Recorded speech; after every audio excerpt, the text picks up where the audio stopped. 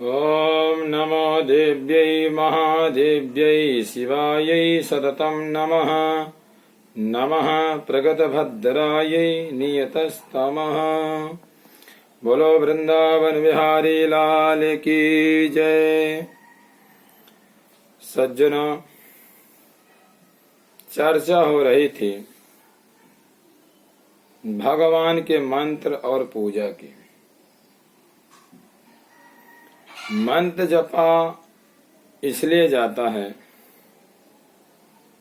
कि हमारा जीवन, हमारी शक्ति देवमय हो जाए और मन हमारा पवित्र हो जाए। मन को पवित्र करने के लिए मंत्र का ही सहारा लेना पड़ता है।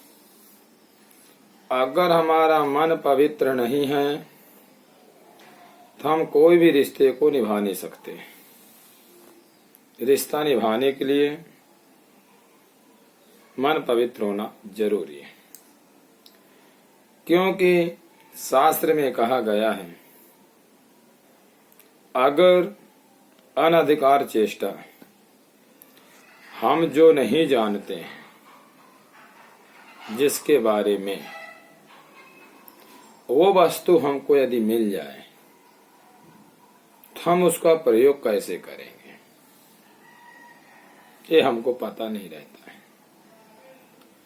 इसलिए हमें जो वस्तु प्राप्त होती है, उस वस्तु के बारे में जानने के लिए हमें मन को पवित्र करना पड़ता है, और उस मन को पवित्र करने के लिए देवताओं का सहारा, मंत्र का सहारा लेना पड़ता है। क्योंकि मन को विषय चाहिए।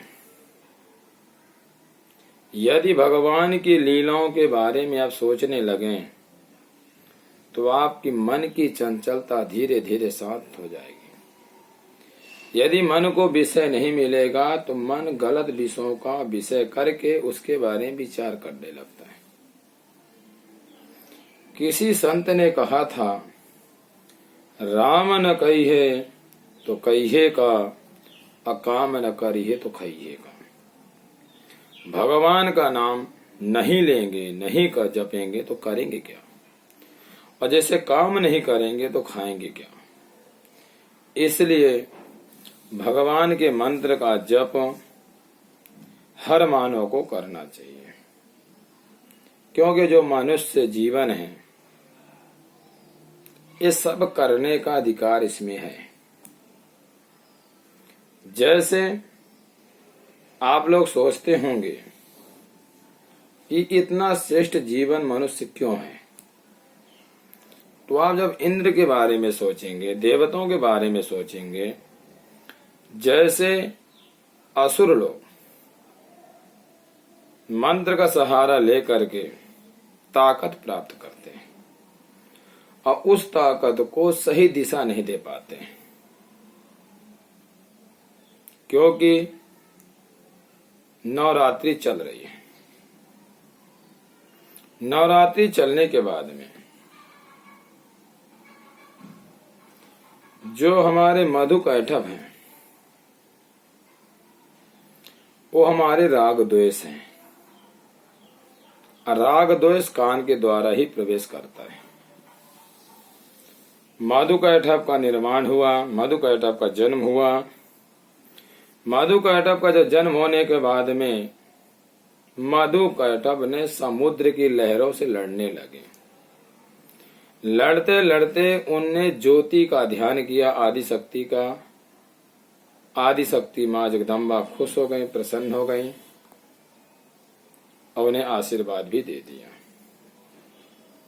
आशीर्वाद प्राप्त करने के बाद में मधु कैटभ ने ब्रह्मा को जाके ललकारने लगे कि हमसे युद्ध करो, अथवा हमारे बारे में चर्चा करो, अथवा हमारे शिष्य बनो, हम तुम्हारे गुरु बनेंगे। क्यों? शक्ति आ गई। यहां तक कहा जाए कि भगवान नारायण से भी उनका युद्ध हुआ,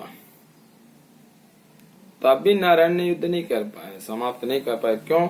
उनने वरदान मांग लिया था, जब तक हमारी इच्छा मृत्यु की न हो तब तक हमारी मृत्यु न हो।